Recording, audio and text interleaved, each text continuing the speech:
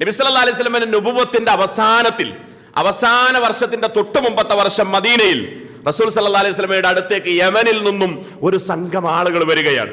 ഒരു സംഘം ആളുകൾ റസൂൽ സല്ലല്ലാഹു അലൈഹി വസല്ലമയെ കാണാനും കുറച്ച് സമയം ദിവസങ്ങൾ അവിടെ കഴിച്ചുകൂട്ടാനും ചിലതൊക്കെ പഠിക്കാനും വേണ്ടിയിട്ടാണ് അവർ വരുന്നത്.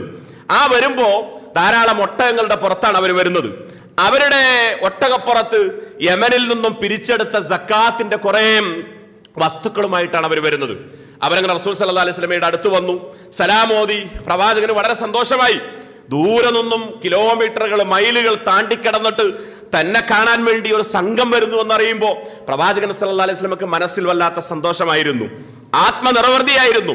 അങ്ങനെ അവിടെ വന്ന് ഈ വസ്തുക്കളെല്ലാം കൂടെ ചൂണ്ടിക്കാണിച്ചിട്ട് പറഞ്ഞു, ഇതൊക്കെ പ്രവാചകരെ ഞങ്ങൾ അവിടെ നിന്ന് സക്കാത്തിന്റെ വിഹിതം അവിടെ ഞങ്ങൾ പിരിച്ചെടുത്ത് അവിടെ കൊടുത്തതിന്റെ ബാക്കിയാണ്. അത് ബൈത്തുൽ മാലിലേക്ക് നിങ്ങളെ ഏൽപ്പിക്കാനും കൂടിയാണ് നിങ്ങൾ വന്നതിന്റെ ഒരു ലക്ഷ്യം. ഈ സമയത്ത് റസൂൽ സല്ലല്ലാഹു അലൈഹി വസല്ലമ പറഞ്ഞു, ഇത് നിങ്ങൾ അങ്ങോട്ട് തന്നെ തിരിച്ചു കൊണ്ടുപോകണം, അങ്ങോട്ട് തന്നെ കൊണ്ടുപോകണം, ഇവിടെ ആവശ്യത്തിനുണ്ട്. അവർ പറഞ്ഞു, അല്ല പ്രവാചകരെ, ഞങ്ങൾ ഇത്രയും ദൂരം ചുമന്നു കൊണ്ടുവന്നതാണ്, നിങ്ങൾ സ്വീകരിക്കണം. വീണ്ടും റസൂലുള്ളാഹി പറഞ്ഞു വന്നു. അവരെങ്ങനെ ഇരിക്കുകയാണ്. ഈ സമയത്ത് റസൂൽ സല്ലല്ലാഹു അലൈഹി വസല്ലം ഈ സംഘത്തിന്റെ മേൽനോട്ടം ചുമതല ബിലാൽ റളിയല്ലാഹു അൻഹുവിനെ ഏൽപ്പിച്ചു.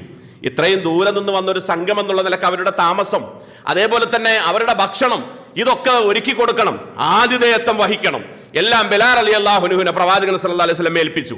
അങ്ങനെ ഇവരേതാനും ദിവസം ഇവരുടെ ഈ പ്രയത്നവും താല്പര്യവും കണ്ടപ്പോ അബൂബക്കർ റളിയല്ലാഹു അൻഹു അവിടുന്ന് പറഞ്ഞു റസൂൽ സല്ലല്ലാഹു അലൈഹി വസല്ലമയോട്, മാ റഅയ്തു വഫദൻ മിസ്ലഹു, പ്രവാചകരെ, ഇങ്ങനെ ഒരു സംഘത്തെ എൻ്റെ ജീവിതത്തിൽ ഞാൻ കണ്ടിട്ടില്ല. എത്രമാത്രം താല്പര്യമാണ് അവർക്ക്. അവരെ പരലോകത്തെക്കുറിച്ചും പ്രതിഫല നാളിനെ കുറിച്ചും ഒക്കെ കേട്ടിട്ട് എത്രമാത്രം ആഗ്രഹമാണ് അവരുടെ മനസ്സിൽ. ഇങ്ങനെ ഒരു സംഘത്തെ മുമ്പ് ഞാൻ കണ്ടിട്ടില്ലെന്ന് സിദ്ദീഖുൽ അക്ബർ റളിയല്ലാഹു അൻഹു പ്രവാചകൻ സല്ലല്ലാഹു അലൈഹി വസല്ലമയോട് പറയാണ്. ഈ സമയത്ത് ഏതാനും ദിവസം കഴിഞ്ഞപ്പോൾ അവർ റസൂലുള്ളാഹിയോട് പറഞ്ഞു, പ്രവാചകരെ, ഇനി ഞങ്ങൾ നാട്ടിലേക്ക് മടങ്ങുകയാണ്. അപ്പൊ റസൂൽ സല്ലല്ലാഹു അലൈഹി വസല്ലം അവരോട് ചോദിച്ചു, എന്താണ് ഇത്ര ധൃതി, കുറച്ചുകൂടെ കഴിഞ്ഞിട്ട് പോയപ്പോരെ?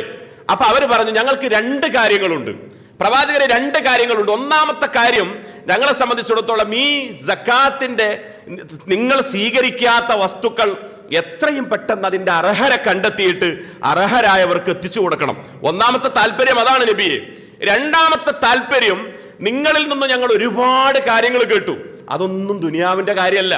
ഞങ്ങൾ ഈ കേട്ടതിലൊക്കെ മുഖ്യവും ഈ പറഞ്ഞ പ്രതിഫല നാളും പരലോകവുമാണ്, സ്വർഗവും നരകവുമാണ്.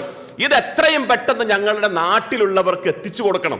ഈ രണ്ട് താല്പര്യമാണ് ഞങ്ങളെ ധൃതിപ്പെടുത്തുന്നെന്ന് പറഞ്ഞപ്പോ റസൂൽ സല്ലല്ലാഹു അലൈഹി വസല്ലം അവരോട് പോകാൻ പറഞ്ഞു. അവർക്ക് നല്ല ഭക്ഷണമൊക്കെ കൊടുത്ത് അവരെ യാത്രയാക്കുകയാണ്. യാത്രയാക്കുന്നതിന് മുമ്പ് എല്ലാവർക്കും റസൂൽ സല്ലല്ലാഹു അലൈഹി വസല്ലം കൈ നിറയെ സമ്മാനങ്ങൾ കൊടുത്തു.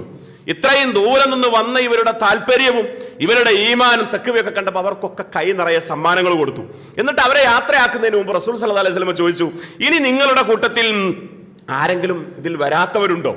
എവിടെയെങ്കിലും നിങ്ങളുടെ താമസ സ്ഥലത്തോ മറ്റോ ഇരുന്നിട്ട് ഈ കൂട്ടത്തിൽ ഇപ്പൊ വരാത്ത ആരെങ്കിലും ഉണ്ടോ? അപ്പൊ അവര് പറഞ്ഞു, പ്രവാചകരെ, ഞങ്ങളുടെ കൂട്ടത്തിൽ ഒരു ചെറുപ്പക്കാരനുണ്ട്. ആ ചെറുപ്പക്കാരനെ ഞങ്ങൾ കൊണ്ടുവന്നത് ഞങ്ങളുടെ ഒട്ടകങ്ങളെ മേക്കാൻ വേണ്ടിയായിരുന്നു. ഞങ്ങൾ ഇവിടെ വന്ന് താമസിക്കുമ്പോൾ ഞങ്ങളുടെ ഒട്ടകങ്ങളുടെയൊക്കെ ഒരു ചുമതല ഒരാളെ ഏൽപ്പിക്കണം, അതിനുവേണ്ടി നാട്ടിൽ നിന്ന് കൊണ്ടുവന്നതാണ്. അദ്ദേഹം ഒരു മരുഭൂമിയുടെ ഭാഗത്ത് ടെന്റൊക്കെ ആയിട്ട് അവിടെ ഒട്ടകങ്ങളുടെ കൂടെയുണ്ട്. അപ്പൊ റസൂൽ സല്ലല്ലാഹു അലൈഹി വസല്ലം പറഞ്ഞു, അദ്ദേഹത്തെയും കൂടെ വിളിക്കൂ, അദ്ദേഹത്തെയും കൂടെ എൻ്റെ അടുത്തേക്ക് വിളിച്ചു കൊണ്ടുവരൂ. അങ്ങനെ അദ്ദേഹത്തെ വിളിച്ചു കൊണ്ടുവന്നു. അങ്ങനെ കൊണ്ടുവന്ന സമയത്ത് അദ്ദേഹം വന്നു റസൂൽ സല്ലല്ലാഹു അലൈഹി വസല്ലമക്ക് സലാം ഓതി. അദ്ദേഹത്തോട് ചോദിച്ചു, എന്താണ് വർത്തമാനങ്ങൾ? അദ്ദേഹം സന്തോഷത്തോടു കൂടി വിശേഷങ്ങളൊക്കെ പറഞ്ഞു. എന്നിട്ട് അദ്ദേഹത്തോട് റസൂൽ സല്ലല്ലാഹു അലൈഹി വസല്ലം ചോദിച്ചു, താങ്കൾ എവിടെ നിന്നാണ്, അവിടെ എവിടെയാണ്? അപ്പൊ അദ്ദേഹം പറഞ്ഞു, ഞാൻ ബനു അബ്ദ ഗോത്രത്തിൽപ്പെട്ട ആളാണ്, യമനിലെ ബനു അബ്ദ ഗോത്രത്തിൽപ്പെട്ട ഒരാളാണ് ഞാൻ. അപ്പൊ റസൂലുള്ളാഹി സ്വല്ലല്ലാഹു അലൈഹി വസല്ലം അദ്ദേഹത്തിന് സമ്മാനങ്ങൾ കൊടുത്തു. അദ്ദേഹം ഈ സമ്മാനം ഏറ്റുവാങ്ങിയില്ല, അദ്ദേഹം ഇത് വാങ്ങില്ല. അദ്ദേഹം പറഞ്ഞു, നബി, എനിക്ക് ഇതല്ല വേണ്ടത്. എന്റെ കൂടെയുള്ളവരൊക്കെ സമ്മാനം വാങ്ങി, നല്ല കാര്യം, എനിക്ക് സന്തോഷമുണ്ട്. പക്ഷെ ഞാൻ ആഗ്രഹിച്ചത് ഇതല്ല. ഞാൻ അവിടുന്ന് വന്നതിന്റെ പിന്നിൽ ഒരു ലക്ഷ്യമുണ്ടായിരുന്നു എനിക്ക്. ഒന്നാമത്തെ ലക്ഷ്യം, നിങ്ങളെ ഒന്ന് കാണണം, നിങ്ങളെ ഒന്ന് നേർക്കുനേരെ കാണണം. രണ്ടാമത്തെ സംഗതി, നിങ്ങൾ എനിക്ക് വേണ്ടി ഒന്ന് പ്രാർത്ഥിക്കണം, എനിക്ക് വേണ്ടി പ്രാർത്ഥിക്കണം. അവർ റസൂൽ സല്ലല്ലാഹു അലൈഹി വസല്ലം ചോദിച്ചു, എന്താണ് താങ്കൾക്ക് വേണ്ടി ഞാൻ പ്രാർത്ഥിക്കേണ്ടത്? ഈ ഒരു വലിയ സംഘത്തിന്റെ ഒട്ടകങ്ങളെയൊക്കെ മരുഭൂമിയിൽ ദിവസങ്ങൾ നോക്കി അവിടെ തന്നെ കഴിച്ചുകൂട്ടിയ ഈ ഒരു ചെറുപ്പക്കാരന്റെ മനസ്സും നല്ല താല്പര്യം കണ്ടപ്പോൾ റസൂൽ സല്ലല്ലാഹു അലൈഹി വസല്ലമക്ക് വല്ലാത്ത സന്തോഷമായി. എന്താണ് പ്രാർത്ഥിക്കേണ്ടത്? അദ്ദേഹം പറഞ്ഞു, ഒന്ന്, എനിക്ക് അള്ളാഹുവിന്റെ തൃപ്തി ലഭിക്കണം, രണ്ടാമത്തെ കാര്യം, എനിക്ക് എൻ്റെ പാപങ്ങളൊക്കെ വല്ലതും വന്നു പോയിട്ടുണ്ടെങ്കിൽ പുറത്തു കിട്ടണം. മൂന്നാമത്തേത്, പ്രതിഫല നാളിൽ ആ മാലിക് യൗമുദ്ദീൻ പ്രതിഫല നാളിന്റെ ഉടമസ്ഥൻ അന്ന് എനിക്ക് അവിടെ സ്വർഗം നൽകി എന്നെ അനുഗ്രഹിക്കണം. ഇത് കിട്ടാൻ വേണ്ടി നിങ്ങൾ എനിക്ക് വേണ്ടി പ്രാർത്ഥിക്കണമെന്ന് പറഞ്ഞപ്പോൾ റസൂൽ സല്ലല്ലാഹു അലൈഹി വസല്ലം ആ സഹോദരന്റെ തലയിൽ കൈവച്ചുകൊണ്ട് റസൂൽ സല്ലല്ലാഹു അലൈഹി വസല്ലം പ്രാർത്ഥിക്കുകയായിരുന്നു. ആ ചെറുപ്പക്കാരന് വേണ്ടി പ്രാർത്ഥിച്ചു. ആ ചെറുപ്പക്കാരന് വേണ്ടി പ്രാർത്ഥിച്ച കൂട്ടത്തിൽ പ്രധാനമായിട്ടും റസൂൽ സല്ലല്ലാഹു അലൈഹി വസല്ലം പറഞ്ഞൊരു പ്രാർത്ഥനയുണ്ട്. അല്ലാഹുവേ, ഈ ചെറുപ്പക്കാരന് ദുനിയാവിനോടുള്ള താല്പര്യത്തെ അത് കുറച്ചു കൊടുക്കണമേ, ഒരു വിരക്തി, ദുനിയാവിനോട് സുഹദ്, വിരക്തിയുള്ളവനാക്കി മാറ്റണമേ എന്ന് റസൂലുള്ളാഹി സ്വല്ലല്ലാഹു അലൈഹി വസല്ലം പ്രാർത്ഥിച്ചു. ഈ സംഘത്തെ യാത്രയാക്കി ഇവരെ തിരിച്ചുപോയി. ചരിത്രത്തിൽ കാണാൻ കഴിയും, അടുത്ത വർഷം റസൂൽ സല്ലല്ലാഹു അലൈഹി വസല്ലം ഹജ്ജിന് പോയ വർഷമായിരുന്നു. പ്രവാചകൻ സല്ലല്ലാഹു അലൈഹി വസല്ലമയുടെ ജീവിതത്തിൽ ആദ്യത്തേതും അവസാനത്തേതുമായ ഹജ്ജാണ്. ഈ ഹജ്ജിന് വന്ന് റസൂലുള്ളാഹി സ്വല്ലല്ലാഹു അലൈഹി വസല്ലം മിനാ ടെന്റിൽ വിശ്രമിക്കുന്നതിന്റെ ഇടയിൽ, ദുൽഹജ്ജ് 8 മുതൽ 13 വരെ ഹജ്ജിന്റെ ദിവസങ്ങളാണല്ലോ, ഈ മിനാ ടെന്റിൽ റസൂലുള്ളാഹി സ്വല്ലല്ലാഹു അലൈഹി വസല്ലം വിശ്രമിക്കുമ്പോൾ പല നാട്ടിൽ നിന്നും വന്ന ആളുകൾ ഇങ്ങനെ ഒറ്റക്കും കൂട്ടമായിട്ടും സംഘമായിട്ടും ഒക്കെ പ്രവാചകന്റെ അടുത്ത് വന്നിട്ട് സല്ലല്ലാഹു അലൈഹി വസല്ലമക്ക് സലാം പറയാനും വിശേഷങ്ങൾ അന്വേഷിക്കാനും തിരക്കാനും ഒക്കെ ഇങ്ങനെ ആളുകൾ ഇങ്ങനെ വരുന്ന കൂട്ടത്തിൽ ഒരു സംഘം ആളുകൾ അന്നും വന്നു. അപ്പൊ അവരോട് ചോദിച്ചു, നിങ്ങൾ എവിടെ നിന്നാണ്? റസൂലുള്ളാഹി ഓരോരുത്തരും ചോദിക്കും, നിങ്ങൾ എവിടെ നിന്നാണ്? ഈ സംഘത്തോട് ചോദിച്ചു, നിങ്ങൾ എവിടെ നിന്നുള്ളവരാണ്? അവർ പറഞ്ഞു, ഞങ്ങൾ യമനിലുള്ള ബനു അബ്ദ ഗോത്രത്തിൽപ്പെട്ടവരാണ്. അപ്പൊ റസൂൽ സല്ലല്ലാഹു അലൈഹി വസല്ലം പറഞ്ഞു, കഴിഞ്ഞ വർഷം ബനു അബ്ദയിൽപ്പെട്ട ഒരു ചെറുപ്പക്കാരൻ എൻ്റെ അടുത്ത് വന്നിരുന്നു, മദീനയിൽ വന്നിരുന്നു. അങ്ങനെ എൻ്റെ അടുത്തുനിന്ന് അദ്ദേഹം ഏതാനും ദിവസമൊക്കെ നിന്നിട്ടാണ് തിരിച്ചുപോയത്. അദ്ദേഹത്തിന്റെ വർത്തമാനം വിശേഷം വല്ലതും ഉണ്ടോ, നിങ്ങൾക്ക് അറിയുമോ എന്ന് ചോദിച്ചപ്പോ ആ സമയത്ത് ഈ ചെറുപ്പക്കാരനെ പറ്റി അവര് പറഞ്ഞതെന്താ അറിയോ? അവര് പറഞ്ഞു, ഉണ്ട് പ്രവാചകരെ, ഞങ്ങളുടെ ഗോത്രത്തിൽപ്പെട്ട ആളാണ്, ഞങ്ങളുടെ കുടുംബത്തിൽപ്പെട്ട ആളാണ്. അവര് പറഞ്ഞു, മാ റഅയ്നാ റജുലൻ മിസ്ലഹു, ഇതുപോലത്തെ ഒരാളെ പിന്നെ ഒരിക്കലും ഞങ്ങൾ വേറെ കണ്ടിട്ടില്ല. ഇത്തരത്തിലുള്ള ഒരു മനുഷ്യനെ, ഒരു ചെറുപ്പക്കാരനെ ഞങ്ങൾ കണ്ടിട്ടില്ല. അദ്ദേഹത്തെ കുറിച്ച് അവർ പറഞ്ഞത്, ദുനിയാവ് മുഴുവൻ വിഹിതിച്ച് ആളുകൾ എല്ലാവരും കൂടെ വിഹിതിച്ചെടുക്കുന്നുണ്ടെന്ന് അറിഞ്ഞാലും ഇദ്ദേഹത്തെ സംബന്ധിച്ചിടത്തോളം അതൊരു പ്രശ്നമേ അല്ല. അദ്ദേഹം ആ വഴിക്ക് വരികയേയില്ല. അദ്ദേഹത്തിന്റെ ജീവിതം മുഴുവൻ ദുനിയാവിനോട് വിരക്തിയായി പരലോകത്തിന് വേണ്ടിയിട്ടും പ്രതിഫല നാളിന് വേണ്ടിയിട്ടും ഓടുന്ന ഒരാളായിട്ടാണ് അദ്ദേഹത്തെ കുറിച്ച് ഞങ്ങൾക്ക് പറയാനുള്ളതെന്ന് പറഞ്ഞപ്പോൾ റസൂൽ സല്ലല്ലാഹു അലൈഹി വസല്ലം അവിടുന്ന് വീണ്ടും അദ്ദേഹത്തിന് വേണ്ടി പ്രാർത്ഥിച്ചു. ചരിത്രത്തിൽ കാണാം, നീണ്ട ചരിത്രത്തിൽ കാണാം, റസൂൽ സല്ലല്ലാഹു അലൈഹി വസല്ലം പ്രാർത്ഥിച്ച കൂട്ടത്തിൽ പറഞ്ഞത്, അൻ യമൂത ജമീഅൻ, അല്ലാഹുവേ അദ്ദേഹത്തെ ഒരുമിച്ച് മരിപ്പിക്കണമേ, ഒന്നിച്ച് മരിപ്പിക്കണമേ. ഈ സമയത്ത് ആ കൂടിയ ആളുകൾ, ആ ഗോത്രത്തിലെ ആളുകൾ ചോദിച്ചു, അവലൈസ യമൂത്, നബിയെ എല്ലാവരും ഒന്നിച്ചല്ല മരിക്കുക, ഒറ്റക്കല്ല മരിക്കുക, ഓരോ അവയവങ്ങളല്ലല്ലോ മരിക്കുന്നത്. ആദ്യം തല മരിക്കുന്നു, പിന്നെ കാല് മരിക്കുന്നു, പിന്നെ ഉടല്, പിന്നെ അങ്ങനെ ഓരോ അവയവങ്ങൾ, അങ്ങനെയല്ലല്ലോ, ഒന്നിച്ചല്ലേ മരിക്കുന്നത്. അപ്പൊ റസൂലുള്ളാഹി സ്വല്ലല്ലാഹു അലൈഹി വസല്ലം അവിടെ നിന്നും വിശദീകരിച്ചു, അല്ല, മരണം എന്ന് പറയുന്നത് റസൂലുള്ളാഹി അതിന്റെ പൊരുൾ പറയാണ്. എങ്ങനെയാണ് മരിക്കുന്നത്? പല ആളുകളും പല ആഗ്രഹങ്ങളിലായിരിക്കും മരിക്കുന്നത്. ഇപ്പൊ ഒരാൾ അദ്ദേഹത്തിന്റെ ബിസിനസ്സുമായിട്ട് ഓടി അതിന്റെ ഒരു ഓട്ടത്തിനിടയിൽ മരിക്കുമ്പോൾ അയാൾ ആ നീയത്തിലാണ് മരിക്കുന്നത്. ഒരാൾ ജോലിയുടെ വിഷയമായി മുന്നോട്ട് പോകുമ്പോൾ അതിലാണ് മരിക്കുന്നത്. ഏതൊരു വിഷയത്തിലാണോ ഒരാൾ പോയി നീയത്തോടു കൂടി ഓടിക്കൊണ്ടിരിക്കുന്നത്, അതിന്റെ ഇടയിൽ ഒരു അപകടത്തിൽ മരിച്ചു, അല്ലാതെ മരിച്ചു, അറ്റാക്കായിട്ട് മരിച്ചു, ആ ലക്ഷ്യത്തിലായിരിക്കും. എന്നാൽ റസൂൽ സല്ലല്ലാഹു അലൈഹി വസല്ലം പറഞ്ഞിരുന്ന എന്താണ് ഇതിലൂടെ വിശദീകരിക്കുന്നത്? നമ്മുടെ ജോലിയും നമ്മുടെ ബിസിനസ്സും നമ്മുടെ കച്ചവടമൊക്കെ ജീവിതത്തിന്റെ നമുക്കൊരു റിസ്കിന് വേണ്ടിയുള്ളൊരു വഴി മാത്രമാണ്. അതിന്റെ അപ്പുറത്ത് പരമമായ ലക്ഷ്യം എന്ന് പറയുന്നത് ഈ പ്രതിഫല നാളായിരിക്കണം. അവിടെ നമുക്കത് ലഭിക്കണം. അതുകൊണ്ട് തന്നെ നമ്മൾ ഏതൊരു നിയ്യത്തിലാണോ മരിക്കുന്നത്, റസൂലുള്ളാഹി പറയാ സല്ലല്ലാഹു അലൈഹി വസല്ലം, ഇന്നമാ യബ്അസുന്നാസു ഇലാ നിയ്യാതിഹി, ആളുകൾ ഏതൊരു നിയ്യത്തിലാണോ മരിക്കുന്നത് ആ നിയ്യത്തിൽ തന്നെ അവർ പുനർജീവിപ്പിക്കപ്പെടുകയും ചെയ്യും. അപ്പൊ നമ്മുടെ ജീവിതത്തിന്റെ താല്പര്യം എന്ന് പറയുന്നത് അടിസ്ഥാനപരമായിട്ട് ഏതൊരു പ്രവർത്തനത്തിന്റെയും പിന്നിലുള്ള ചേതോവികാരം ഈ പ്രതിഫല നാളും ഈ സ്വർഗവുമായിരിക്കണം. അതുകൊണ്ടാണ് റസൂൽ സല്ലല്ലാഹു അലൈഹി വസല്ലം പറഞ്ഞത്, പലപ്പോഴും നമ്മൾ കേട്ട ഹദീസാണ്. റസൂലുള്ളാഹി സ്വല്ലല്ലാഹു അലൈഹി വസല്ലം ഒരിക്കൽ ഒരു നമസ്കാരാനന്തരം സഹാബത്തിനെയൊക്കെ മരുഭൂമിയിൽ, മദീന പള്ളിയുടെ ഒരു ഭാഗത്ത് ഒരുമിച്ച് കൂട്ടി, വിശാലമായ മരുഭൂമിയിൽ. എന്നിട്ട് പ്രവാചകൻ സല്ലല്ലാഹു അലൈഹി വസല്ലം ഒരു ഈത്തപ്പനയുടെ മട്ടൽ കൊണ്ടുവന്നു, 3 കഷ്ണമാക്കിയിട്ട് അത് മുറിച്ചു. ഒന്നാമത്തെ കഷ്ണം എടുത്ത് റസൂലുള്ളാഹി തൊട്ടടുത്ത് ഇങ്ങനെ കുത്തി നിർത്തി, രണ്ടാമത്തേത് തൊട്ടടുത്ത് ഇപ്പുറത്തും കുത്തി നിർത്തി, മൂന്നാമത്തെ കഷ്ടമെടുത്തിട്ട് റസൂൽ സല്ലല്ലാഹു അലൈഹി വസല്ലം അതുമായിട്ട് ദൂരെ പോയി. എങ്ങനെയാണ് പറയുന്നത്? വിദൂരത്തേക്ക് കണ്ണെത്തുന്ന ദൂരം വരെ സഞ്ചരിച്ചിട്ട് അവിടെ കുത്തി നിർത്തി തിരിച്ചു വന്നിട്ട് പ്രവാചകൻ സല്ലല്ലാഹു അലൈഹി വസല്ലം ചോദിച്ചു, ഹൽ തദ്റൂന മാ ഹാദാ, ഞാൻ ഈ ചെയ്ത 3 ഈ കമ്പിന്റെ കഷ്ടങ്ങൾ കുത്തി നിർത്തിയത് എന്താണെന്ന് സഹാബത്തെ നിങ്ങൾക്കറിയുമോ? അപ്പൊ അവര് പറഞ്ഞു, അല്ലാഹു വ റസൂലുഹു അഅലം, അള്ളാഹ്ക്കും റസൂലിനെ അറിയുള്ളൂ. ഇതിങ്ങനെ കുത്തി നിർത്തി 3 കഷ്ടങ്ങൾ, ഒന്ന് തൊട്ടടുത്ത്, രണ്ടാമത്തേത് തൊട്ടിപ്പുറത്തടുത്ത്, മൂന്നാമത്തേത് ദൂരെയാണ്. എന്താണ് ഇതിന്റെ വിവക്ഷ എന്ന് പൊരുളെന്നറിയില്ല. അപ്പൊ റസൂൽ സല്ലല്ലാഹു അലൈഹി വസല്ലം തൊട്ടടുത്തുള്ളതിനെ ചൂണ്ടിയിട്ട് പറഞ്ഞു, ഹാദൽ ഇൻസാൻ, ഇത് മനുഷ്യനാണ്. തൊട്ടിപ്പുറത്തുള്ളതിനെ ചൂണ്ടിയിട്ട് പറഞ്ഞു, ഹാദൽ അജൽ, ഇത് മനുഷ്യന്റെ മരണമാണ്. ദൂരെയുള്ളതിനെ ചൂണ്ടിയിട്ട് പറഞ്ഞു, ഹാദൽ അമൽ, ഇത് മനുഷ്യന്റെ ആഗ്രഹങ്ങളാണ്. എന്നിട്ട് വീണ്ടും പ്രവാചകൻ സല്ലല്ലാഹു അലൈഹി വസല്ലം പറഞ്ഞു, ഫയതാതൽ ഇൻസാൻ, മനുഷ്യൻ അവന്റെ പരിശ്രമവും അവന്റെ അധ്വാനവും ഓട്ടവും ഒക്കെ അൽ അമൽ, ആഗ്രഹങ്ങൾ പൂർത്തീകരിക്കാൻ വേണ്ടിയായിരിക്കും. അതിൻ്റെ ഇടയിൽ അവന്റെ മരണം വന്ന് പിടികൂടുമെന്ന് റസൂൽ സല്ലല്ലാഹു അലൈഹി വസല്ലം പറയാണ്. അപ്പൊ നമ്മൾ ആലോചിച്ച് നോക്കൂ, ആഗ്രഹങ്ങളുടെ പിറകെ ഓടിക്കൊണ്ടിരിക്കുമ്പോഴായിരിക്കും മരണം സംഭവിക്കുന്നത്. അതുകൊണ്ട് തന്നെ ആഗ്രഹങ്ങളൊക്കെ രണ്ടാമത്തെ കാര്യമായിരിക്കണം. നമ്മുടെ ഒന്നാമത്തെ മുഖ്യമായ ലക്ഷ്യം എന്ന് പറയുന്നത് ഈ പരലോകത്തെക്കുറിച്ചും ഈ പ്രതിഫല നാളിനെ കുറിച്ചുമുള്ള ചിന്തയായിരിക്കണം. മറ്റൊരു സംഭവം ചരിത്രത്തിൽ കാണാൻ കഴിയും. ഒരു ചെറുപ്പക്കാരൻ, അദ്ദേഹം ഇങ്ങനെ യാത്ര പരമദരിദ്രനാണ്, ഫക്കീറാണ്. അദ്ദേഹം ഇങ്ങനെ യാത്ര പോകുന്നതിൻ്റെ ഇടയിൽ വിശന്ന് മരുഭൂമിയിലൂടെ നടന്ന് അവസാനം മരിക്കുന്ന ഒരു പരുവത്തിലെത്തി. അപ്പോഴാണ് അദ്ദേഹം ഒരു തോട്ടം കണ്ടെത്തിയത്. ഒരു ആപ്പിളിന്റെ തോട്ടം, ധാരാളക്കണക്കിന് പഴങ്ങളുണ്ട്. അതിൽ നല്ല ഒരു പഴുത്ത് പാകമായ ഒരു ആപ്പിൾ വിശപ്പിന്റെ കാഠിന്യം കൊണ്ടെടുത്ത് പറിച്ചു കഴിച്ചു കഴിഞ്ഞപ്പോഴാണ് ആ ചെറുപ്പക്കാരന് തോന്നിയത്, പടച്ചവനെ, ഞാൻ ഈ ചെയ്തത് ഒരു തെറ്റായിപ്പോയല്ലോ, അനുവാദമില്ലാതെ കഴിച്ചത് ഹറാമിന്റെ മുതലാണല്ലോ എന്ന് പറഞ്ഞിട്ട് ആ ചെറുപ്പക്കാരൻ ആ തോട്ടത്തിലിരുന്ന് ധാരാളം സമയം കരഞ്ഞ് അവസാനം അള്ളാഹുവിനോട് ധാരാളം മിനിറ്റുകൾ അദ്ദേഹം തൗബ ചെയ്തു, അള്ളാഹുവിനോട് പശ്ചാത്തപിച്ചു, അള്ളാഹുവിനോട് പൊറുക്കാൻ വേണ്ടി കാവൽ തേടി പ്രാർത്ഥിച്ചു. അങ്ങനെ അവസാനം അത് കഴിഞ്ഞ് അദ്ദേഹം തീരുമാനിച്ചു, ഈ തോട്ടത്തിന്റെ ഉടമയെ കണ്ടെത്തണം. ഉടമയെ അന്വേഷിച്ച് അങ്ങനെ മണിക്കൂറുകൾ സഞ്ചരിച്ച് ഈ തോട്ടത്തിന്റെ ഉടമയെ കണ്ടെത്തി. ഒരു പള്ളിയിലോ മറ്റോ വെച്ച് കണ്ടുമുട്ടുകയാണ്.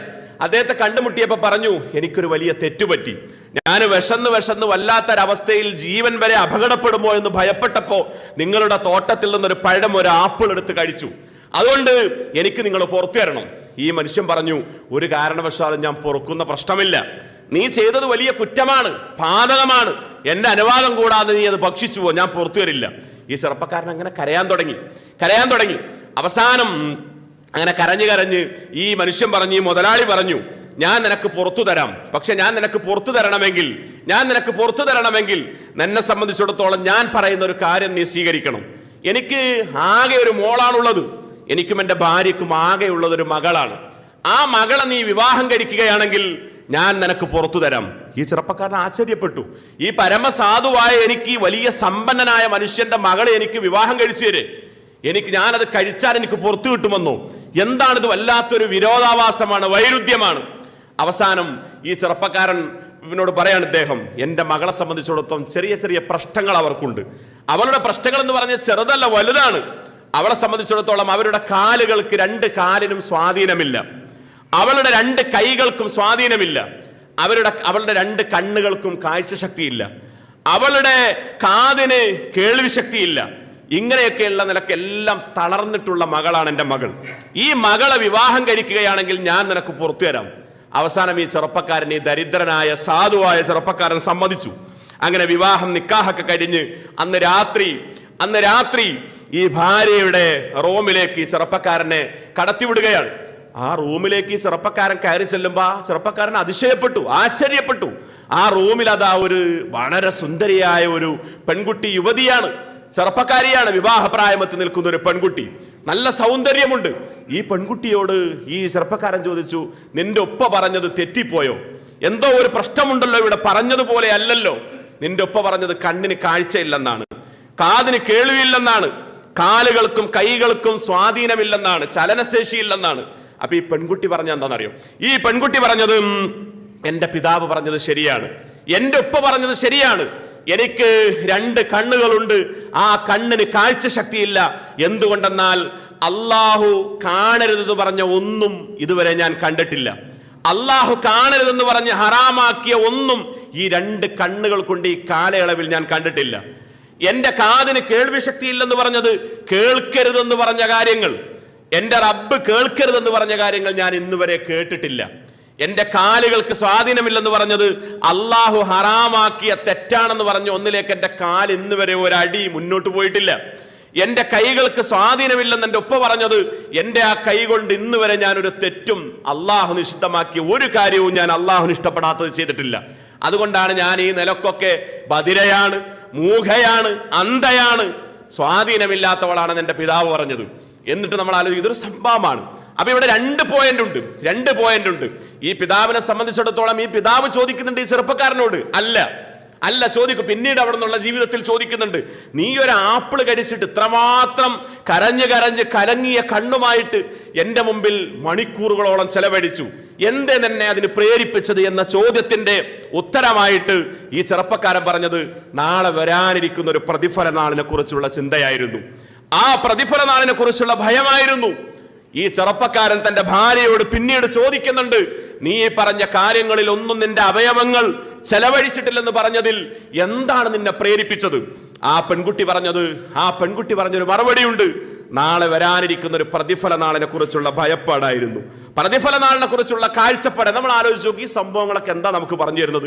ഈ പ്രതിഫല നാളെന്ന് പറയുന്നത്, അവിടെ വിജയിക്കുക എന്ന് പറയുന്നത്, അവിടെ സ്വർഗം കിട്ടുക എന്ന് പറയുന്നത് ചെറിയൊരു സംഗതിയാണ്. അല്ല, അത് വളരെ ഗൗരവത്തിൽ ആലോചിക്കേണ്ടതാണ്. ഓരോ സെക്കൻഡിലും ഓരോ പോയിന്റിലും നമ്മുടെ മനസ്സിൽ ഈ ഒരു ചിന്താഗതിയാണ് ഉണ്ടാവേണ്ടത്. മുൻഗാമികളായിട്ടുള്ള ആളുകളൊക്കെ ഇങ്ങനെ ചിന്തിച്ച് ഇങ്ങനെ ജീവിതത്തെ മാറ്റിവെച്ചവരായിരുന്നു. ഖാന ഉമർ ഇബ്നുൽ അബ്ദുൽ അസീസ് റഹിമഹുല്ലാ, അദ്ദേഹത്തെ റളിയല്ലാഹു അൻഹു, അദ്ദേഹത്തെ സംബന്ധിച്ചിടത്തോളം ചരിത്രത്തിൽ കാണാം, അദ്ദേഹം യജ്മഉ കുല്ല ലൈലത്തിൻ അൽ ഫുഖഹാ, എല്ലാ രാത്രിയും ഈ പണ്ഡിതന്മാരെയൊക്കെ ഒരുമിച്ച് കൂട്ടിയിട്ട് അദ്ദേഹം അവരുടെ കൂടെ ഇരിക്കും, അവരുടെ കൂടെ പള്ളിയിലും മറ്റും ഇരിക്കും. എന്നിട്ട് ഫയതദാഖറൂനൽ മൗത്ത്, മരണത്തെക്കുറിച്ച് ഇങ്ങനെ സ്മരിക്കും, മരണത്തെക്കുറിച്ച് ഇങ്ങനെ പറയും. വൽ ഖിയാമ, ഖിയാമത്ത് നാളിനെ കുറിച്ചും, വൽ ആഖിറ, പ്രതിഫല നാളിനെ കുറിച്ചും പറയും. എന്നിട്ട് സുമ്മ യബ്കൂൻ, എന്നിട്ട് ഇങ്ങനെ കരയും, എന്നിട്ടൊരു കുഞ്ഞിനെ പോലെ കരയും. ഏതുപോലെ? ഹത്താ ഖാന ബൈന ഐദീഹിം ജനാസ, അവരുടെ മുമ്പിൽ ഒരു മയ്യത്ത് കിടത്തിയതുപോലെ. ഒരു മയ്യത്ത് നമ്മുടെ മുമ്പിൽ, പ്രധാനപ്പെട്ട ഒരാൾ മരണപ്പെട്ട് കിടക്കുന്നുണ്ടെങ്കിൽ ആ മയ്യത്തിന്റെ മുമ്പിൽ പലപ്പോഴും നമ്മൾ കരയും. ഈ കരയുന്നത് പോലെ അവർ കരയുമായിരുന്നു എന്നുള്ളത് ആ ചരിത്രം പരിശോധിക്കുമ്പോൾ നമുക്ക് കാണാൻ കഴിയും. കാന റബീഉ ഇബ്നു ഹൈസം റഹിമഹുല്ലാ, അദ്ദേഹത്തെ സംബന്ധിച്ചിടത്തോളം പറയുന്നത്, ഖദ് ഹഫറ ഖബറൻ ഫീ ദാരിഹി, വീട്ടിന്റെ മുറ്റത്ത് പരിസരത്ത് അദ്ദേഹം ഒരു ഖബർ കുഴിച്ചു, നേരത്തെ ഒരു ഖബറുണ്ടാക്കി. എന്നിട്ട് ഫകാന യനാമു ഫീഹി കുല്ല യൗമിൻ മറാത്ത്, ദിവസത്തിൽ ഒരു പ്രാവശ്യം ഏതെങ്കിലും ഒരു സമയത്ത് പോയിട്ട് കുറച്ച് സമയം അതിൽ കിടക്കും. അതിൽ കിടന്നിട്ട് അദ്ദേഹം എന്ത് ചെയ്യും? യസ്തദീമു ബിദാലിക ദിക്റുൽ മൗത്ത്, അതിലിങ്ങനെ കിടന്നിട്ട് മരണത്തെക്കുറിച്ച് ഇങ്ങനെ ചിന്തിക്കും. വകാന യഖൂലു, എന്നിട്ട് അദ്ദേഹം പറയുമായിരുന്നു, ലൗ ഫാറക ദിക്റുൽ മൗത്ത്, മരണത്തെക്കുറിച്ചുള്ള സ്മരണ എങ്ങാനും എന്നിൽ നിന്ന് വേർപെട്ടു പോയാൽ, എന്റെ മനസ്സിൽ നിന്ന് അസ്തമിച്ചാൽ, എന്റെ ഹൃദയത്തിൽ നിന്ന് ഖൽബി അത് അസ്തമിച്ചാൽ, സാഅ, ഒരു മണിക്കൂർ അസ്തമിച്ചാൽ, ലഫസദ, അതോടുകൂടി ഫസാദ് ഉണ്ടാകും, അതോടുകൂടി കുഴപ്പമുണ്ടാവും. നമ്മുടെയൊക്കെ മനസ്സിൽ നിന്ന് ഈ പരലോകവും ഈ പ്രതിഫല നാളും ഈ മരണമൊക്കെ മറന്നുപോയാൽ, അത് സ്മരണ വിട്ടുപോയാൽ പലപ്പോഴും നമ്മൾ പല ചിന്തകളിലേക്കും തെറ്റുകളിലേക്കും ഒക്കെ കടന്നു പോകും എന്നുള്ളത് ഇസ്ലാം നമുക്ക് പറഞ്ഞു തരുന്ന പ്രധാനപ്പെട്ട സംഗതിയാണ്. അപ്പൊ നമ്മെ സംബന്ധിച്ചിടത്തോളം അള്ളാഹുവിന്റെ പൊരുത്തം ലഭിക്കണം, അള്ളാഹുവിന്റെ പ്രീതി ലഭിക്കണം ആ ഒരു ദിവസത്തിന് വേണ്ടി. അബ്ദുല്ലാഹി ഇബ്നു മസ്ഊദ് റളിയല്ലാഹു അൻഹു അദ്ദേഹം ഉദ്ധരിക്കുന്ന ഒരു ഹദീസിൽ നമുക്ക് കാണാൻ കഴിയും. അവിടുന്ന് പറയുന്ന നീണ്ട ഹദീസ്, അന്ന അബ്ദുല്ലാഹി ഇബ്നു മസ്ഊദ് റളിയല്ലാഹു അൻഹു കാന യുഹദ്ദിസു ഖാല ഖുംതു മിൻ ജൗഫിൽ ലൈലി വഅന മഅ റസൂലില്ലാഹി സ്വല്ലല്ലാഹു അലൈഹി വസല്ലം ഫി അസ്വതി തബൂക്ക്. തബൂക്ക് യുദ്ധം നടക്കുന്ന സമയത്ത് ഞാൻ പ്രവാചകൻ സല്ലല്ലാഹു അലൈഹി വസല്ലമയുടെ കൂടെ ഞാനും ഉണ്ടായിരുന്നു. റസൂൽ സല്ലല്ലാഹു അലൈഹി വസല്ലമയുണ്ട്, പ്രധാനപ്പെട്ട സഹാബത്തുണ്ട്, അബൂബക്കറും ഉമറും, അങ്ങനെ റളിയല്ലാഹു അൻഹുമ, ഇങ്ങനെയുള്ള പ്രധാനികളൊക്കെ ഉണ്ട്. ആ കൂട്ടത്തിൽ ഞാനും ഉണ്ടായിരുന്നു. അങ്ങനെ ഞാനിങ്ങനെ രാത്രി എനിക്ക് ഉറക്കം വരുന്നില്ല. രാത്രി ടെന്റുകളിൽ ചിലരൊക്കെ കിടന്നുറങ്ങുന്നുണ്ട്, ചിലരൊക്കെ ഇങ്ങനെ പ്രാർത്ഥിക്കുന്നുണ്ട്, നമസ്കരിക്കുന്നുണ്ട്. എനിക്ക് ഒരു നിലക്കും ഉറക്കം വരുന്നില്ല. ഞാൻ നാളത്തെ കുറിച്ച് ഓർക്കുകയാണ്. അബ്ദുല്ലാഹി ഇബ്നു മസ്ഊദ് റളിയല്ലാഹു അൻഹു പലപ്പോഴും അദ്ദേഹത്തെ സംബന്ധിച്ചിടത്തോളം ധാരാളക്കണക്കിന് ചിന്തനീയമായ വർത്തമാനങ്ങളുണ്ട്. അദ്ദേഹം പറയും, എല്ലാ ദിവസവും സൂര്യൻ അസ്തമിക്കുമ്പോൾ അദ്ദേഹം അതിനെ നോക്കി കരയാറുണ്ടായിരുന്നു. എന്തിനാണ് കരയുന്നത്? മറ്റൊന്നുമല്ല, ഒരു ദിവസം കൂടി എൻ്റെ ആയുസ്സിൽ നിന്ന് കുറഞ്ഞു. ഈ ഒരു ദിവസം പിന്നിട്ടപ്പോ ഈ മണിക്കൂറുകളിൽ ഒരു പുതിയ നന്മ എനിക്ക് ചെയ്യാൻ സാധിച്ചിട്ടുണ്ടോ? ഏതെങ്കിലും ഒരു തിന്മയിൽ നിന്ന് മാറി നിൽക്കാൻ എനിക്ക് കഴിഞ്ഞിട്ടുണ്ടോ എന്ന് ഓർത്തിട്ട് കരയാറുണ്ടായിരുന്നു അബ്ദുല്ലാഹിബ്നു മസ്ഊദ് റളിയല്ലാഹു അൻഹു. അബ്ദുല്ലാഹിബ്നു മസ്ഊദ് റളിയല്ലാഹു അൻഹു പറയാം, അന്ന് രാത്രി എനിക്ക് ഉറക്കം വരുന്നില്ല. അടുത്ത ദിവസം ഈ യുദ്ധം എന്ന് പറഞ്ഞാൽ ശത്രുക്കളുടെ മുമ്പിലേക്ക് നമ്മൾ ചെല്ലുകയാണ്, ശരീരത്തെ വെച്ചു കൊടുക്കുകയാണ്, ആയുധങ്ങൾക്ക് നേരെ നീട്ടിക്കൊടുക്കുകയാണ്. കുത്തും വെട്ടുമൊക്കെ ഏറ്റ് രക്തസാക്ഷി മരിച്ചു കഴിഞ്ഞാൽ നാളെ പരലോകത്ത് എന്തായിരിക്കും പ്രതിഫല നാളിലെ അവസ്ഥ എന്നതിനെ കുറിച്ച് ഓർത്തിട്ട് എനിക്ക് ഉറക്കം വന്നില്ല. അങ്ങനെ ഞാനിങ്ങനെ ടെന്റിൽ അങ്ങോട്ടും ഇങ്ങോട്ടും നടക്കുമ്പോൾ കുറച്ച് ദൂരെയുള്ളൊരു ഭാഗത്ത് ഒരു വെളിച്ചം, ഒരു തീയിന്റെ പോലെയുള്ള ഒരു വെളിച്ചം ഞാനിങ്ങനെ കാണുകയാണ്. ആ വെളിച്ചം കണ്ടു. നാഹിയത്തിൽ അസ്കർ, സൈന്യമൊക്കെ നിൽക്കുന്നതിന്റെ കുറച്ച് അങ്ങേ ഭാഗത്ത്. അങ്ങനെ ഞാൻ ഞാൻ അതിന്റെ അടുത്തേക്ക് ചെന്നു. ആ വെളിച്ചം ലക്ഷ്യമാക്കി നടന്നു. കുറച്ചു ദൂരെയാണ്. അവിടെ ചെന്ന് ഞാൻ അങ്ങോട്ടേക്ക് എത്തിയപ്പോ എനിക്ക് കാണാൻ കഴിഞ്ഞത് ഫൈദ റസൂൽ സല്ലല്ലാഹു അലൈഹി വസല്ലം. അവിടെ അതാ റസൂലുള്ളാഹി സ്വല്ലല്ലാഹു അലൈഹി വസല്ലമയുണ്ട്. അബൂബക്കർ ഉമർ റളിയല്ലാഹു അൻഹുമ അവരുമുണ്ട്. എന്താണ് ഇവർ ചെയ്തുകൊണ്ടിരിക്കുന്നത്? ഇതിൽ മഹാഭൂരിപക്ഷം ആളുകളും വിഷമിക്കുന്ന സമയം, ഉറങ്ങുന്ന സമയത്ത് ഈ സൈന്യമൊക്കെ നിൽക്കുന്നതിന്റെ ടെന്റിന്റെ കുറച്ച് ദൂരെയായിട്ട് ഒരു വെളിച്ചം കത്തിച്ച് ആ വെളിച്ചത്തിൽ അവർ ചെയ്തുകൊണ്ടിരിക്കുന്നത് അവർ ലഹദ് കുരിക്കുകയാണ്, അഥവാ ഖബർ കുരിച്ചുകൊണ്ടിരിക്കുകയാണ്. ആരാണ് ആ ഖബറിന് വേണ്ടി? ആരെ ഖബറടക്കാൻ വേണ്ടിയാണ് ഈ രാത്രി സമയത്ത്? ആ യുദ്ധത്തിൽ അന്ന് മരണപ്പെട്ട രക്തസാക്ഷിത്വം വഹിച്ച ദുൽബിജാദൈൻ എന്ന് പറയുന്ന സഹാബി അൽ മുസ്നിക്കാരനായ ഗോത്രത്തിൽപ്പെട്ട ദുൽബിജാദൈൻ, അദ്ദേഹത്തിന്റെ ജനാസ അവിടെ ഉണ്ട്, കിടത്തിയിട്ടുണ്ട്. അങ്ങനെ ആ ഖബറൊക്കെ കുഴിഞ്ഞ് അതിന്റെ പണിയൊക്കെ പൂർത്തിയായി. അബ്ദുല്ലാഹിബ്നു മസ്ഊദ് എന്ന് പറയാ, റസൂൽ സല്ലല്ലാഹു അലൈഹി വസല്ലം അവസാനം അതിന്റെ പണിയൊക്കെ പൂർത്തിയായ മുറക്ക് അദ്ദേഹത്തിന്റെ ജനാസ കൊണ്ടുവരികയാണ്. അദ്ദേഹത്തിന്റെ ജനാസ അബൂബക്കർ ഉമറും റളിയല്ലാഹു അൻഹുമ എടുത്തു കൊണ്ടുവന്നു ദുൽബിജാദൈൻ എന്ന് പറയുന്ന സഹാബിയുടെ. അങ്ങനെ കൊണ്ടുവന്നിട്ട് അദ്ദേഹത്തെ റസൂൽ സല്ലല്ലാഹു അലൈഹി വസല്ലമയുടെ തലയിൽ നിന്ന് ആ തട്ടമെടുത്തു, പ്രവാചകന്റെ ഷാളെടുത്ത് നിലത്ത് വിരിച്ച് അതിൽ പൊതിഞ്ഞിട്ട് ആ കുഴിയിലേക്ക് ഇറക്കി വെക്കുന്ന ഒരു രംഗത്തെക്കുറിച്ച് ഈ ഹദീസിൽ കാണാൻ കഴിയും. റസൂലുള്ളാഹി സ്വല്ലല്ലാഹു അലൈഹി വസല്ലമ ഈ രണ്ടാളുകളുടെ കൂടെ അബൂബക്കറും ഉമറും റളിയല്ലാഹു അൻഹും അവരുടെ കൂടെ പ്രവാചകൻ സല്ലല്ലാഹു അലൈഹി വസല്ലമ മൂന്നാമതായിട്ട് ആ കുഴിയിലേക്ക് ഇറങ്ങി നിന്നിട്ട് ആ ജനാസ ഇറക്കി വെക്കുമ്പോൾ റസൂലുള്ളാഹി സ്വല്ലല്ലാഹു അലൈഹി വസല്ലം അവിടുന്ന് പ്രാർത്ഥിച്ചൊരു പ്രാർത്ഥനയുണ്ട്. അദ്ദേഹത്തിന് വേണ്ടി, ആ സഹാബിക്ക് വേണ്ടി പ്രാർത്ഥിച്ചൊരു പ്രാർത്ഥനയുണ്ട്. അല്ലാഹുമ്മ ഇന്നി ഖദ് അംസൈതു റാളിയൻ അൻഹു. അല്ലാഹുവേ, ഈ രാത്രിയിൽ, ഈ പാതിരാത്രിയിൽ എല്ലാവരും ഉറങ്ങുന്ന സമയത്ത് എൻ്റെ പ്രിയപ്പെട്ട സഹാബിയെ ഞാൻ യാത്രയാക്കുകയാണ്, നിന്നിലേക്ക് യാത്രയാക്കുകയാണ് അല്ലാഹുവേ. അതുകൊണ്ട് അല്ലാഹുവേ ഫറല്ലി അൻഹു, ഞാൻ ആ സഹാബിയെ തൃപ്തിപ്പെട്ടിട്ടുണ്ട്. റാലിയൻ അൻഹു, ഞാൻ തൃപ്തിപ്പെട്ടു. അതുകൊണ്ട് ഫറല്ലി അൻഹു, നീയും ആ സഹാബിയെ തൃപ്തിപ്പെടുമാറാവേണമേ എന്നാണ് പ്രവാചകൻ പ്രാർത്ഥിച്ചത്. നീയും ഈ ദുൽബിജാദൈൻ എന്ന് പറയുന്ന സഹാബിയെ തൃപ്തിപ്പെടുമാറാവേണമേ എന്ന് പ്രാർത്ഥിച്ചിട്ട് റസൂലുള്ളാഹി സ്വല്ലല്ലാഹു അലൈഹി വസല്ലമ അവസാനത്തെ യാത്രയപ്പ് നടത്തുകയാണ്. അബ്ദുല്ലാഹിബ്നു മസ്ഊദ് റളിയല്ലാഹു അൻഹു ഖാല യഖൂലു, അബ്ദുല്ലാഹിബ്നു മസ്ഊദ് റളിയല്ലാഹു അൻഹു അദ്ദേഹം പറയുന്നു, യാ ലൈതനി കുൻതു സാഹിബൽ ഹുഫ്റ. ആ ഖബറിലേക്ക് ഇറക്കി വെച്ചത് ഞാനായില്ലല്ലോ എന്ന് ഓർത്തിട്ട് ആ രാത്രി മുഴുവൻ ഞാൻ ഉറങ്ങാതെ നിരാശനായിട്ട് വല്ലാതായിപ്പോയി. എന്തുകൊണ്ടാണ് ഞാൻ അങ്ങനെ ആഗ്രഹിച്ചത്? മറ്റൊന്നുകൊണ്ടുമല്ല, ആ പ്രതിഫല നാളിൽ കിട്ടേണ്ടുന്ന വിജയം 100% ലഭിക്കുമാറ് ലോകത്തിന്റെ പ്രവാചകൻ അദ്ദേഹത്തിന് വേണ്ടി പ്രാർത്ഥിച്ചു. ആ പ്രാർത്ഥന കൊണ്ട് മാത്രമാണ് ഞാൻ ആയില്ലല്ലോ എന്ന് ആഗ്രഹിച്ചു പോയത്. നോക്കൂ, ദുൽബിജാദൈൻ എന്ന് പറയുന്ന സഹാബി വര്യൻ ഇസ്ലാമിലേക്ക് വന്നിട്ട് അധികം കാലൊന്നും ആയിട്ടില്ല, കുറച്ചേ ആയിട്ടുള്ളൂ. പക്ഷെ അദ്ദേഹത്തിന്റെ ഇങ്ങനെ ഒരു ദിവസത്തിന് വേണ്ടി, ഇത്തരം ഒരു ദിവസത്തിന് വേണ്ടിയുള്ള അദ്ദേഹത്തിന്റെ പ്രയത്നം റസൂൽ സല്ലല്ലാഹു അലൈഹി വസല്ലം പോലും ആ പ്രവാചകന്റെ കണ്ണ് പോലും ഈറനണിയിച്ചു എന്നുള്ളത് ചരിത്രത്തിൽ നമുക്ക് കാണാൻ കഴിയും. ഇങ്ങനെയായിരുന്നു മുൻഗാമികൾ. അവരൊക്കെ പരലോകത്തിന് വേണ്ടി പരിശ്രമിച്ചവരായിരുന്നു. ഉസ്മാൻ ഇബ്നു മൽഊൻ റളിയല്ലാഹു അൻഹു ഇസ്ലാമിലേക്ക് വന്നത് 14ാമത്തെ ആളായിരുന്നു ചരിത്രത്തിൽ. ഇസ്ലാം സ്വീകരിച്ച 14ാമനാണ്. അബൂബക്കർ റളിയല്ലാഹു അൻഹു ആദ്യം ഇസ്ലാം സ്വീകരിച്ചു. സ്ത്രീകളുടെ കൂട്ടത്തിൽ നിന്ന് ഖദീജ റളിയല്ലാഹു അൻഹ, കുട്ടികളുടെ കൂട്ടത്തിൽ നിന്ന് ഈ നമുക്കറിയാം അലി ഇബ്നു അബീ ത്വാലിബ് റളിയല്ലാഹു അൻഹു, അടിമകളുടെ കൂട്ടത്തിൽ നിന്ന് സെയ്ദ് ഇബ്നു ഹാരിസ റളിയല്ലാഹു അൻഹു, അങ്ങനെ പോലെയുള്ള ആളുകൾ. ഇങ്ങനെയുള്ള ഓരോരുത്തരാണ് ആ ക്രമത്തിൽ, തർത്തീബിൽ, ഓർഡറിൽ നമുക്ക് കാണാൻ കഴിയും. ആ ഓർഡർ പരിശോധിക്കുമ്പോൾ 14ാമത്തെ ആളായിരുന്നു ഉസ്മാൻ ഇബ്നു മൽഊൻ റളിയല്ലാഹു അൻഹു. മക്കയിൽ ഈ ദുരിതം പിടിച്ച കാലത്ത് ശത്രുക്കളുടെ പീഡനങ്ങൾ ഏറ്റുവാങ്ങേണ്ടി വന്നപ്പോൾ അദ്ദേഹത്തിന്റെ ഒരു കണ്ണിന് വരെ പരിക്ക് പറ്റി ഇസ്ലാമിന് വേണ്ടി, ദീനിന് വേണ്ടി. അങ്ങനെ മദീനയിലേക്ക് ഹിജ്റ വന്ന് മദീനയിൽ ആദ്യം മരിച്ച സഹാബി മുഹാജിറുകളിൽ അത് ഉസ്മാൻ ഇബ്നു മൽഊൻ റളിയല്ലാഹു അൻഹു ആയിരുന്നു. അദ്ദേഹത്തെയാണ് ആദ്യം ബഖീഉൽ അർഖദ് എന്ന് പറയുന്ന മദീന പള്ളിയോട് ചേർന്നുള്ള ഖബർസ്ഥാനിൽ ആദ്യമായിട്ട് ഖബറടക്കുന്നത്. അദ്ദേഹത്തിന്റെ ജനാസയും ഖബറിലേക്ക് വെക്കുമ്പോ റസൂലുള്ളാഹി സ്വല്ലല്ലാഹു അലൈഹി വസല്ലം കരഞ്ഞുപോയി. ഫബക്ക നബി സ്വല്ലല്ലാഹു അലൈഹി വസല്ലം അൻദൽ ജനാസ, ആ ജനാസയുടെ അടുത്ത് റസൂലുള്ളാഹി ഫബക്ക കരഞ്ഞുപോയി. എന്നിട്ട് പറഞ്ഞു, യാ അബാ അബ്ദുല്ലാഹ് റഹിമക്കല്ലാഹ് ലം തുസിബ് അൻത മിനദ് ദുനിയ, യാ അബൂ അബ്ദുല്ലാഹ്, അല്ലാഹു നിന്നെ കാരുണ്യം കൊണ്ട് പൊതിയട്ടെ, നീ ദുനിയാവിൽ ഒന്നും സമ്പാദിക്കാതെയാണ്, ദുനിയാവിൽ നിന്നൊന്നും നേടാതെയാണ് നീ പോയത്. വെറും കയ്യുമായിട്ടാണ് നീ ഒന്നും ബാക്കി വെച്ചിട്ടുള്ള ദുനിയാവിൽ. നിന്റെ പ്രയത്നം മുഴുവൻ ആ പ്രതിഫല നാളിന് വേണ്ടിയായിരുന്നു, ആ പരലോകത്തിന് വേണ്ടിയായിരുന്നു. ഇങ്ങനെയായിരുന്നു പ്രിയമുള്ളവരെ മുൻഗാമികളൊക്കെ കടന്നുപോയത്. ഉസ്മാൻ ഇബ്നു അഫ്ഫാൻ റളിയല്ലാഹു അൻഹു എത്രമാത്രം ചരിത്രങ്ങൾ പറയുമ്പോൾ നമ്മൾ ആലോചിക്കൂ, ആശ്ചര്യപ്പെടുത്തും, നമ്മൾ അതിശയപ്പെടും. ഇത്രമാത്രം സാധ്യമാണോ എന്ന് വരെ ചിലപ്പോൾ നമ്മുടെ മനസ്സുകൾ നമ്മളോട് മന്ത്രിക്കും. അതെ, സാധ്യമാണ്. മുൻഗാമികളുടെ ജീവിതം അങ്ങനെയായിരുന്നു. അതുകൊണ്ടാണ് റളിയല്ലാഹു അൻഹും വറളു അൻഹു, അള്ളാഹു അവരെ തൃപ്തിപ്പെട്ടത്. അള്ളാഹുവിന്റെ തൃപ്തിക്ക് അവർ വിധേയമായതിന്റെ കാരണം അത് തന്നെയായിരുന്നു. ഉസ്മാൻ റളിയല്ലാഹു അൻഹു എല്ലാം അള്ളാന്റെ മാർഗത്തിൽ സമർപ്പിച്ചു.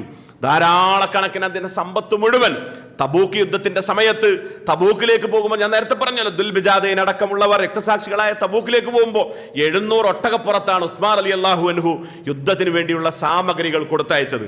തന്റെ സമ്പത്തിൽ നിന്നെല്ലാം കൊടുത്തയച്ചു. ബിഅർ റോമ എന്ന് പറയുന്ന ജൂതന്റെ കയ്യിലുണ്ടായിരുന്ന കിണർ, ആ കിണറ്റിൽ നിന്ന് ഈ ജൂതൻ മുസ്ലിങ്ങൾക്ക് വെള്ളം വില കൊടുത്താണ് നൽകിയിരുന്നത്, വില വാങ്ങിയിട്ട്, കൂടുതൽ വില വാങ്ങിയിട്ട്. എന്നാൽ അവരുടെ ജൂതന്മാർക്ക് മറ്റുമൊക്കെ സൗജന്യമായിട്ട് എത്രയും കുടിക്കുക, എത്രയും കൊണ്ടുപോവാ. മുസ്ലിങ്ങൾ ഇങ്ങനെ പ്രയാസപ്പെട്ടു, പലരും സാമ്പത്തികമായിട്ട് ഭദ്രതയില്ലാത്തവർ ഈ പ്രയാസം റസൂലുള്ളാഹി സ്വല്ലല്ലാഹു അലൈഹി വസല്ലമയുടെ മുമ്പിൽ അവതരിപ്പിച്ചപ്പോ പ്രവാചകൻ സല്ലല്ലാഹു അലൈഹി വസല്ലം എന്താണ് ചെയ്തത്? അത് റസൂലുള്ളാഹി ചോദിച്ചു. മദീന പള്ളിയിൽ ചോദിച്ചു, ആരാണ് ഈ കിണർ വാങ്ങി കൊടുക്കുവാൻ, ദാനം കൊടുക്കുവാൻ കഴിയുന്നവർ ആരാണ് എന്ന് ചോദിച്ച സമയത്ത് റസൂലുള്ളാഹി സ്വല്ലല്ലാഹു അലൈഹി വസല്ലമയുടെ മുമ്പിൽ ഉസ്മാൻ റളിയല്ലാഹു അൻഹു എണീറ്റ് നിന്നിട്ട് പറഞ്ഞു, അതെ, ഞാൻ അതിന് സന്നദ്ധനാണ് പ്രവാചകരെ. ഉടനെ പോയിട്ട് ആ കിണറിന് വില പറഞ്ഞു. വില പറഞ്ഞ സമയത്ത് ഇരട്ടിയാണ് അദ്ദേഹം ചോദിക്കുന്നത്. ഈ സമയത്ത് അതൊക്കെ കൊടുത്തു വാങ്ങിയിട്ട് മുസ്ലിങ്ങൾക്ക് ഈ കിണർ സമർപ്പിച്ചു, ദാനമായി കൊടുത്തു. ആളുകളൊക്കെ കുടിക്കാൻ തുടങ്ങി. ഇതുവരെ പിശുക്കി കാശ് കൊടുത്ത് വെള്ളം വാങ്ങിയിരുന്നവർ ആവോളം കൊണ്ടുപോവാൻ തുടങ്ങി, കണ്ണ് നിറയെ. ആ സമയത്ത് ഇതിനെ കണ്ടുകൊണ്ടാണ് ഉസ്മാൻ റളിയല്ലാഹുവിന്റെ മനസ്സ് വല്ലാതെ ആത്മനിർവൃതി അടഞ്ഞത്. ഈ സമയത്ത് അദ്ദേഹം പലപ്പോഴും ചിന്തിച്ചു പോയി, പടച്ചവനെ, കുറച്ചുകൂടെ നേരത്തെ ഈ കിണർ വാങ്ങി കൊടുക്കാൻ കഴിഞ്ഞില്ലല്ലോ. ആ സങ്കടമുണ്ടായിരുന്നു. അവസാനം അദ്ദേഹത്തിന്റെ ഖിലാഫത്തിൽ മദീനയിൽ അദ്ദേഹം ശത്രുക്കളാൽ വധിക്കപ്പെടുകയാണ്, രക്തസാക്ഷിയാവുകയാണ്. ഒരു ദിവസം സുന്നത്ത് നോമ്പുകാരനായിരിക്കെ, ഒരു ദിവസം അസ്ർ നമസ്കാരത്തിന് മദീന പള്ളിയിൽ നേതൃത്വം കൊടുത്ത് വീട്ടിൽ വന്ന് ഖുർആൻ പാരായണം ചെയ്തുകൊണ്ടിരിക്കുമ്പോൾ, ഭാര്യ നായില റളിയല്ലാഹു അൻഹയോടൊന്നിച്ച് ഖുർആൻ പാരായണം ചെയ്തുകൊണ്ടിരിക്കുമ്പോൾ അവിടുന്ന് ശത്രുക്കൾ അദ്ദേഹത്തിന്റെ വീട് വളഞ്ഞു. ആ വീട്ടിലേക്ക് ഇരമ്പിക്കയറി അദ്ദേഹത്തെ വെട്ടുവീഴ്ത്തി ശക്തമായിട്ട് വെട്ടിയും കുത്തിയും കൊലപ്പെടുത്തുകയാണ്. അദ്ദേഹം അവിടുന്ന് വിടവാങ്ങുകയാണ്. അദ്ദേഹം ഇങ്ങനെ ഈ കിടക്കുന്ന സമയത്ത് അദ്ദേഹത്തിന്റെ ശരീരത്തിൽ നിന്ന് രക്തമൊഴുകുന്നുണ്ട്, വലിയ മുറിവാണ്, ഇനി ജീവിതത്തിലേക്ക് തിരിച്ചു വരികയില്ല. ഈ സമയത്ത് അവസാനമായിട്ട് ഉസ്മാൻ റളിയല്ലാഹു അൻഹു ഭാര്യയോട് പങ്കുവച്ചൊരു കാര്യമുണ്ട്. മറ്റൊന്നുമായിരുന്നില്ല, ഒറ്റ കാര്യമായിരുന്നു. ഭാര്യ നായിലയോട് പറയുകയാണ് റളിയല്ലാഹു അൻഹ, ഞാൻ അന്ന് ആ ജൂതന്റെ കയ്യിൽ നിന്നും വില കൊടുത്തു വാങ്ങിയ റൂമാ കിണർ, അതെന്റെ ജീവിതത്തിൽ എനിക്ക് ഏറ്റവും വലിയ ആത്മനിർവൃതി നൽകിയ കിണറായിരുന്നു. ഞാൻ തബൂക്കിലേക്ക് കൊടുത്തയച്ച ധാരാളക്കണക്കിന് സമ്പത്തുണ്ട്, ജീവിതത്തിൽ പലപ്പോഴും ഇസ്ലാമിന് വേണ്ടി ചെലവഴിച്ച പലതുമുണ്ട്. പക്ഷേ അതിൻ്റെയൊക്കെ അപ്പുറത്ത് എൻ്റെ മനസ്സിൽ ഇപ്പൊ തികട്ടി വരുന്നത് ആ റൂമാ കിണറാണ്. ഇനി ഞാൻ ജീവിതത്തിലേക്ക് തിരിച്ചു വരുമെന്ന് എനിക്കൊരു പ്രതീക്ഷയുമില്ല. അതുകൊണ്ട് എൻ്റെ അവസാനത്തെ ആഗ്രഹം ആ കിണറ്റിൽ നിന്ന് ഒരു കവിൾ വാഴയിൽ ഒരു പ്രാവശ്യം കൊള്ളാവുന്ന വെള്ളം എനിക്ക് കിട്ടിയെങ്കിലെന്ന് ഭാര്യയോട് പറഞ്ഞ സമയത്ത് ഭാര്യ നായില റളിയല്ലാഹു അൻഹ തന്റെ ഒട്ടകപ്പുറത്ത് ഭർത്താവിന്റെ പ്രിയതമന്റെ ഒരാഗ്രഹത്തെ സഫലീകരിക്കാൻ വേഗത്തിൽ സഞ്ചരിക്കുകയാണ്, ദ്രുതഗതിയിൽ സഞ്ചരിക്കുകയാണ്, ദ്രുതഗമനം ചെയ്തു. റോമാ കിണറിന്റെ അടുത്ത് പോയിട്ട് വെള്ളം ഒരു തോൽപാത്രത്തിലെടുത്ത് ഈ തന്റെ ഒട്ടകപ്പുറത്ത് വരുന്ന വഴിയിൽ ഇവിടെ എത്തുമ്പോൾ ഈ ശത്രുക്കളൊക്കെ പല ഭാഗത്തും ഉണ്ടായിരുന്നു. വീടണയുന്നതിന്റെ തൊട്ടു മുമ്പ് ഏതോ ശത്രുക്കൾ ആ ഒട്ടകത്തിന്റെ കാല് വെട്ടി മാറ്റി അതിനെ വീഴ്ത്തി ഈ പാത്രത്തിലുള്ള വെള്ളം മുഴുവൻ മറിച്ചു കളഞ്ഞു എന്നുള്ളത് ചരിത്രത്തിൽ നമുക്ക് കാണാൻ കഴിയുന്നു. അവസാനത്തെ ആഗ്രഹം പോലും പൂർത്തീകരിക്കാൻ കഴിയാതെ ആ പ്രതിഫല നാളിന് വേണ്ടി ജീവിതത്തെ സമർപ്പിച്ച മാറ്റിവെച്ച മുൻഗാമികളുടെ ചരിത്രം നമ്മൾ ആലോചിക്കും.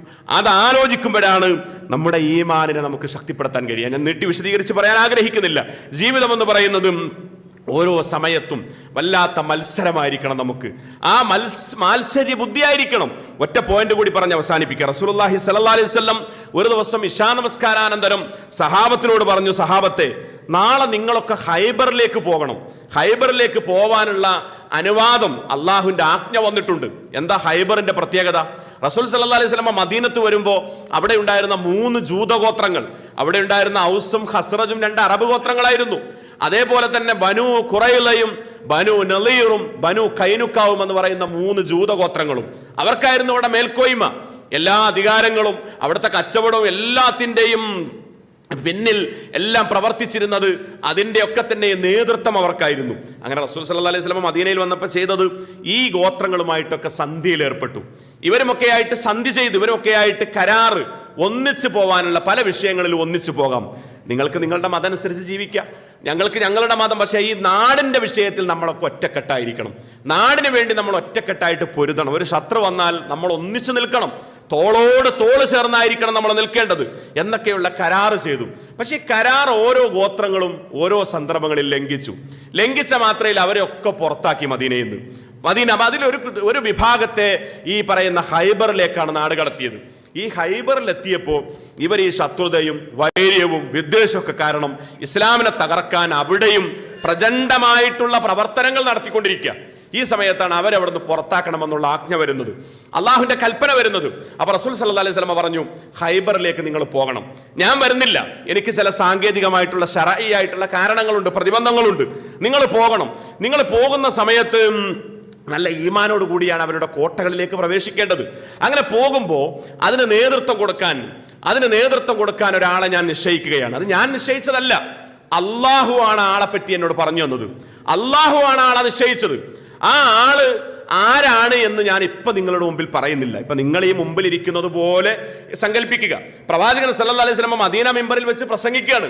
ഈ ഇരിക്കുന്ന കൂട്ടത്തിൽ ആ നേതൃത്വം വഹിക്കേണ്ട ആളുണ്ട്. ഞാൻ തീരുമാനിച്ചതല്ല, അള്ളാഹു വഹിയിലൂടെ എന്നെ അറിയിച്ചതാണ്. ആ ആളെ സംബന്ധിച്ചിടത്തോളം അള്ളാഹു 3 പ്രത്യേകതകളാണ് പറഞ്ഞത്. ഒന്നാമത്തെ പ്രത്യേകത, അയാൾക്ക് അള്ളാഹുവിനെ ഇഷ്ടമായിട്ടുണ്ട്, തൃപ്തിയായിട്ടുണ്ട്. രണ്ടാമത്തെ പ്രത്യേകത, അള്ളാഹു തിരിച്ച് അദ്ദേഹത്തെ തൃപ്തിപ്പെട്ടിട്ടുണ്ട്. മൂന്നാമത്തെ പ്രത്യേകത, അയാൾക്ക് നാളെ പ്രതിഫല നാളിൽ സ്വർഗമെന്ന് പറയുന്ന മഹോന്നതമായിട്ടുള്ള ജന്നത്തുണ്ട്. ഈ 3 കാര്യമാണ്. ആ ആള് നിങ്ങളുടെ കൂട്ടത്തിൽ ഇരിപ്പുണ്ട്. ആരാണെന്ന് ഇപ്പൊ പറയുന്നില്ല. ഞാൻ നാളെ രാവിലെ നിങ്ങൾ ഹൈബറിലേക്ക് പുറപ്പെടുമ്പോൾ ആ ഇസ്ലാമിന്റെ പതാക അദ്ദേഹത്തിന്റെ കയ്യിൽ വിളിച്ചു കൊടുക്കുമ്പോൾ നിങ്ങൾക്ക് മനസ്സിലാവും അത് ആരാണെന്ന്. ചരിത്രത്തിൽ കാണാൻ കഴിയും. അന്ന് വീട്ടിലേക്ക് ഈ ഇരിക്കുന്നവരൊക്കെ പോയി. ഇവര് പോയിട്ട് അവർക്ക് പല ആളുകൾക്കും രാത്രി കിടന്നിട്ട് ഉറക്കം വരുന്നില്ല. അവരുടെയൊക്കെ മനസ്സിലുള്ള വല്ലാത്തൊരു കൊതി, പടച്ചവനെ അത് ഞാനാവണം എന്നാണ് എല്ലാവരും ആഗ്രഹിച്ചത്. എന്താണ് ഞാനാവണമെന്ന് ആഗ്രഹിക്കാൻ അവരെ പ്രേരിപ്പിച്ചത്? അധികാരത്തോടുള്ള സ്ഥാനത്തോടുള്ള കൊതിയായിരുന്നു? അല്ല. അതിൽ ആ പറഞ്ഞ 3 പോയിന്റും പ്രധാനമായിരുന്നു. അള്ളാഹുവിന്റെ തൃപ്തി കിട്ടി, നാളെ പ്രതിഫല നാളിൽ സ്വർഗമുണ്ട്. ഇതിനേക്കാൾ വലിയ ഒന്ന് പ്രിയപ്പെട്ടവരെ വേറെന്താണ് വേണ്ടത്? ഇതുകൊണ്ടാണ് പലരും ഇത് ആഗ്രഹിച്ചത്. ഉമർ റളിയല്ലാഹു അൻഹു പോലും ആ ചരിത്രം വിശദീകരിക്കുന്നത് കാണാൻ കഴിയും. എന്റെ ജീവിതത്തിൽ അധികാരത്തെ ഞാൻ കൊതിച്ചിട്ടുണ്ടെങ്കിൽ ആ ഒരൊറ്റ തവണയായിരുന്നു. അതിന്റെ മുമ്പ് ഞാൻ അധികാരത്തെ കൊതിച്ചിട്ടില്ല. ഞാനാണ് ചെയ്ത് പ്രാർത്ഥിച്ച് അങ്ങനെ നമസ്കാരം വാങ്ങുകൊടുത്തു. മുഅദ്ദിൻ ബിലാൽ റളിയല്ലാഹു അൻഹു അങ്ങനെ നമസ്കാരാനന്തരം റസൂൽ സല്ലല്ലാഹി അലൈഹി വസല്ലം എണീറ്റു. എന്നിട്ടെല്ലാം കഴിഞ്ഞ് അവരെ യാത്രയാക്കുമ്പോൾ പ്രവാചകൻ സല്ലല്ലാഹി അലൈഹി വസല്ലം ചോദിക്കുകയാണ്, അയിന അലി റളിയല്ലാഹു അൻഹു എവിടെ? അപ്പൊ ആ പിന്നിലെ സഫിൽ നിന്ന് അലി റളിയല്ലാഹു അൻഹു എണീറ്റ് വരികയാണ്. ചരിത്രത്തിൽ കാണാം, അലി റളിയല്ലാഹുവിന്റെ കണ്ണിന് ചെറിയൊരു അസുഖം ഉണ്ടായിരുന്നു, കണ്ണ് രോഗം. അപ്പൊ റസൂലുള്ളാഹി അദ്ദേഹം അവിടെ നിന്ന് ഇങ്ങനെ വന്നു, പിന്നിലായിരുന്നു, അതുകൊണ്ട് പിന്നിലിരുന്നു ആളുകൾക്കൊന്നും ബാധിക്കാതിരിക്കാൻ. എണീറ്റ് വന്നപ്പോൾ റസൂൽ സല്ലല്ലാഹി അലൈഹി വസല്ലം തന്റെ ഉമിനീരെടുത്തു, ആ കണ്ണിലേക്ക് അത് ചാലിച്ചു. അത് പ്രവാചകൻ സല്ലല്ലാഹി അലൈഹി വസല്ലമയുടെ മുഅ്ജിസത്തിന്റെ ഭാഗമായിട്ട് ആ രോഗം പെട്ടെന്ന് സുഖപ്പെട്ടു. എന്നിട്ട് ഈ പതാക കൊടുത്തിട്ട് അവരോട് പോകാൻ വേണ്ടി പറയാം.